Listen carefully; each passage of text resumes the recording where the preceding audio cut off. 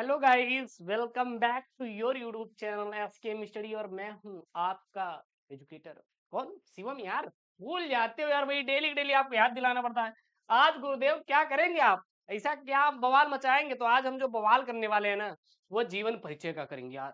देख सकते हैं 2024 में एकदम 100% गारंटी के साथ मैं बता रहा हूँ, 100 में 100 पक्का करवा रहा हूँ। क्या बोले तो जीवन परिचय गुरु, अरे जीवन परिचय गुरु जी पूरा आएगा क्या? बिल्कुल आएगा यार, एक भी आपका क्वेश्चन छूटेगा नहीं। 10 नंबर 22 फरवरी के लिए बिल्कुल पक्का हो गया इसमें। मैं लेखक कवि दोनों के यहाँ पे उठाया हूँ भैया, इनको छोड़ना नहीं है गुरु जी, पकड़ के रखना है। हमारे पेपर में आएंगे, बिल्कुल नहीं छोड़ेंगे। मत छोड़िए यार, इनको तो छोड़ने की जरूरत ही नहीं है। मैं तो बोल भी नहीं रहा हूँ कि छोड़िए, आप इनको बिल्कुल मत छोड़िए, आप पकड़ के रखिए गुरु जी जब तक हमारा पेपर नहीं हो जाता। सबसे पहले है डॉक्टर एपीजे अब्दुल कलाम, भाई साहब इंपॉर्टेंट है। मैंने कहा भाई इनको ले लेते हैं, 3 दिन परिचय है यहाँ पे। और कौन है?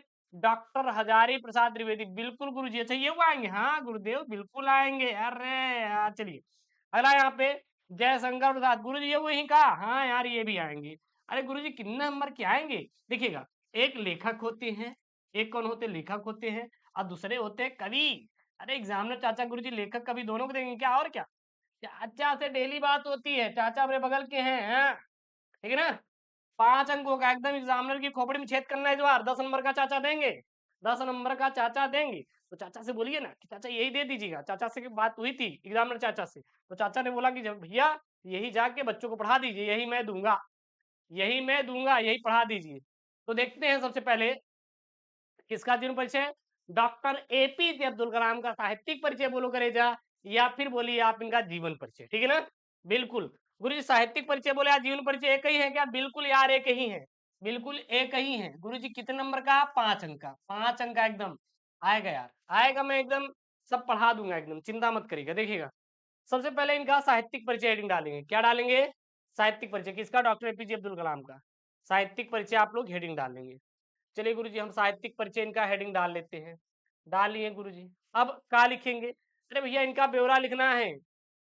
मिसाइल मैन के रूप में भारतीय जनता समेत समस्त विश्व में लोकप्रिय भारत के पूर्व राष्ट्रपति डॉक्टर एपीजे अब्दुल कलाम का जन्म 15 अक्टूबर 1931 को धनुषकोडी गांव रामेश्वरम तमिलनाडु में एक निम्न वर्गीय परिवार में हुआ था। मतलब कि जो डॉक्टर एपीजे अब्दुल कलाम है, ये हमारे भारत के पहले राष्ट्रपति भी रह चुके हैं। और इन इनका जो जन्म हुआ था 15 अक्टूबर 1931 में हुआ था। कहां पर?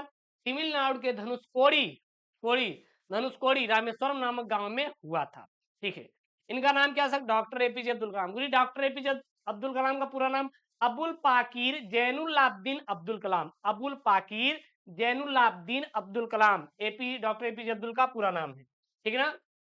आर्थिक अभाव मतलब पैसे की तंगी थी यार, में पल रहे कलाम ने अपनी शिक्षा की राह की सारी मुश्किलों का सामना डटकर किया, तथा डीआरडीओ से जुड़कर तदंतर इसरो में मुख्य वैज्ञानिक के तौर पर भारत को परमाणु शक्ति के तौर पर क्या किया? इन्होंने विकसित किया। इतने महत्वपूर्ण पदों पर रहते हुए भी अपने प्रेरक प्रसंगों तथा वैज्ञानिक वैज्ञानिक दृष्टिकोण को भावी पीढ़ी, खासकर बच्चों को साझा करने का समय वे निकाल लिया करते थे। मतलब ये डीआरडीओ से जुड़े, और फिर इन्होंने इसरो से जुड़ा, और ये एक मिसाइल की क्या की? खोज की। इनके पास पैसे नहीं थे, तब भी इन्होंने हार नहीं मानी और अपने परिस्थिति से लड़ते हुए क्या किया? पढ़ाई किया। आज हम लोगों के पास क्या क्या सुविधाएं नहीं यार। लाइट मिल रही है, पहले आज से 5 साल पहले पूछिए आपके घर में लाइट नहीं हुआ करती थी। जो आज हम लोग दिन भर लाइट चलाते हैं ना गांव में, आज से 5 साल पहले घर में लाइट हुआ नहीं करती थी। तो जब लाइट नहीं होगी तो सोचो गर्मी के मौसम में कैसे लोग रहते थे। बेना बेना आता था, बेना पंखा, उससे करते थे। अरे गांव से है ना। लेकिन आज गुरुजी लगा हुआ है अपने यहाँ एसी, तब वो पढ़ने में मन नहीं लग रहा है। सोचो पहले लोग पहले के लोगों के पास बहुत ही अभाव था चीजों का, और आज सब कुछ है, लेकिन तब भी हम लोग पढ़ाई नहीं कर रहे हैं। बस यही इनकी हिस्ट्री है। आगे क्या है? ऐसे ही 27 जुलाई 2015 को भारतीय प्रबंधन संस्थान शिलांग, जो कि मेघालय में, एक व्याख्यान के दौरान, मतलब कि इनका एक चल रहा था मीटिंग, उसके दौरान दौरान हृदयघात यानी कि दिल का दौरा से इनकी क्या हो गई? मृत्यु हो गई। इनकी सर प्रमुख रचनाएं बस यही थी, यही तक है, आप लिख दीजिएगा। India 2020 a vision for new millennium, wings of fire and biography है एक autobiography, ignite minds analysing the power within Indian, और आरोहण प्रमुख स्वामी जी के साथ मेरा आध्यात्मिक सफर, ये कलाम जी की क्या है, महत्वपूर्ण कृतियां हैं, ये आपको रट लेना है। स्क्रीनशॉट कर लिए, रट लिए कि नहीं? अरे रट लिए गुरुजी, कोई दिक्कत नहीं है। आगे चले, चलिए आगे की तरफ चलते हैं करेजा। उसके बाद गुरुजी कौन है? डॉक्टर हजारी प्रसाद द्विवेदी हैं गुरुजी। अच्छा, इनका जीवन परिचय बताएं क्या? बिल्कुल जी हाँ, इनका जीवन परिचय। सबसे पहले गुरुजी इनका साहित्यिक परिचय आप बताएंगे। साहित्यिक परिचय में क्या लिखना है? इनके व्यक्तित्व के बारे में लिखना है, जन्म मृत्यु जो पढ़ाई की बस वही। डॉक्टर हजारी प्रसाद द्विवेदी बहुआयामी व्यक्तित्व के स्वामी थे। इनका जन्म सन श्रावण शुक्ल पक्ष एकादशी को सन 1907 ईस्वी को बलिया जिले के दुबे का छपरा नामक ग्राम में एक प्रतिष्ठित सरयू पाड़ीन ब्राह्मण परिवार में हुआ था।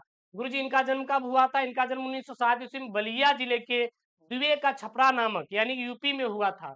कहां पर? एक प्रतिष्ठित सरयू पाड़ी ब्राह्मण में हुआ था। बाल्याकाल से ही प्रतिभाशाली द्विवेदी जी ने उच्च शिक्षा प्राप्त की तथा शांति निकेतन के हिंदी भवन के निदेशक के पद पर भी सन 1940 से और 1950 तक क्या रहे? सुशोभित रहे। जो गुरुजी शांति निकेतन हिंदी का ना, उसमें ये निदेशक के पद पर क्या थे? सुशोभित थे। जैसे कि प्रिंसिपल होते हैं, प्रधानाध्यापक वही टीचर होते हैं, या फिर आप समझ लीजिए कोई डीएम एसडीएम, उसी प्रकार ये भी थे, ठीक है ना। तत्पश्चात इसके बाद काशी हिंदू विश्वविद्यालय मतलब बीएचयू, राष्ट्रीय ग्रंथ न्यास और नागरिक प्रचारणी सभा इत्यादि विभिन्न संस्थानों तथा शैक्षणिक संस्थानों अनुसंधान कार्यों के संदर्भ में इन्होंने महत्वपूर्ण भूमिका का निर्वहन किया। ठीक है। उसके बाद गुरुजी सन 1957 में इन्हें पद्म भूषण से भी क्या किया गया? सम्मानित किया गया। जीवन के अंत समय तक द्विवेदी जी साहित्य साधना में क्या रहे? प्रवृत्त रहे, और 18 मई 1979 ईस्वी को इस भुवन लोक से प्रयाण कर गए, यानी कि इनकी मृत्यु हो गई। और आचार्य द्विवेदी का साहित्य विपुल, यही साहित्य विपुल है। अब इनकी गुरुजी प्रमुख कृतियां, यार इसको देखिए, याद करने का सबसे बेहतर तरीका यही है, जैसे मैं लिखवाया हूं ऐसे याद करिएगा। ये सब कृतियां हैं, ये सब कृतियां हैं। इतिहास भी कृतियों में आएगा, लेकिन इतिहास में अत्यंत भाग हैं, ठीक है ना। ये सब कृतियां ही हैं। जैसे कि इनकी प्रमुख कृतियां हिंदी साहित्य की भूमिका कृतियां है, लेकिन ये किस में आता है गुरु जी? ये इतिहास में आता है। इनकी चारुचंद्र लेख किसकी कृति है? हजारी प्रसाद द्विवेदी की। लेकिन किस में आता है? उपन्यास में। इस प्रकार से तो इतिहास जैसे इनका, हिंदी साहित्य की भूमिका, हिंदी साहित्य का आदिकाल और हिंदी साहित्य इत्यादि इनकी कृतियां हैं। उपन्यास में गुरुजी अनाम दास का पोथा इंपॉर्टेंट है, चारुचंद्र लेख इंपॉर्टेंट है, पुनर्नवा, बाण भट्ट की आत्मकथा इत्यादि हजारी प्रसाद द्विवेदी का उपन्यास है, और ये क्या है? कृति भी है। निबंध संग्रह में अशोक का फूल, विचार वितर्क, कल्पलता, आलोक पर्व और विचार प्रवाह, कुटज इत्यादि गुरुजी कृतियां हैं। किसकी? हजारी प्रसाद द्विवेदी की है। साहित्यिक, शास्त्रीय और आलोचनात्मक ग्रंथ कौन कौन से हैं? जैसे कि कालिदास की लालिली योजना और सहज साधना, मध्यकालीन बोध का स्वरूप, कबीर, सुर साहित्य, साहित्य का मर्म और साहित्य सचर इत्यादि इनकी क्या है? हजारी प्रसाद द्विवेदी जी की गुरु जी क्या है? साहित्यिक, शास्त्रीय, आलोचनात्मक क्या है गुरु जी? ग्रंथ है, ठीक है ना। ये तैयार कर लिए कि नहीं? अब अगला चले, तीसरा। तीसरा कौन है गुरु जी? अरे जयशंकर प्रसाद है गुरुदेव। अच्छा, जयशंकर प्रसाद है क्या? चलिए जयशंकर प्रसाद जी का क्या देखेंगे यहाँ पे? साहित्यिक परिचय और जीवन परिचय यहाँ पे देखेंगे, बहुत ही प्यारा सा है, ठीक है ना। इसको भी देख लेते हैं। तो छायावाद के प्रवर्तक कवियों में से एक जयशंकर प्रसाद का जन्म 30 जनवरी 1889 ईस्वी को काशी में सुघनी साहू नामक प्रसिद्ध वैश्य घर में हुआ था। ठीक है। बाल्याकाल मतलब बचपन से ही पारिवारिक दुखों को झेलते हुए जयशंकर प्रसाद ने गृह व्यापार को संभालते हुए स्वाध्याय के बल पर ही हिंदी, अंग्रेजी, संस्कृत, उर्दू, फारसी पर अधिकार प्राप्त किया, और विषम परिस्थितियों का सामना करते हुए भी निरंतर साहित्य में क्या रहे? निरत रहे, और प्रकृति के मानवीकरण के साथ ही भारतीय संस्कृति के प्रति अनुराग तथा राष्ट्र प्रेम की ज्योति उनके साहित्य का प्राणभूत तत्व बने। किसका? जयशंकर प्रसाद की। उसके बाद आगे क्या लिखेंगे? अतीत के संस्कृत गौरव के प्रति अनुग्रह उनके साहित्य को बल प्रदान करता रहा। किसके? जयशंकर प्रसाद जी के। और जयशंकर प्रसाद छायावादी कवि थे। अब देखिएगा यहीं से एक आपका ऑब्जेक्टिव बनेगा कि निम्नलिखित में से छायावादी कवि है कौन है? जयशंकर प्रसाद जी। ठीक है ना?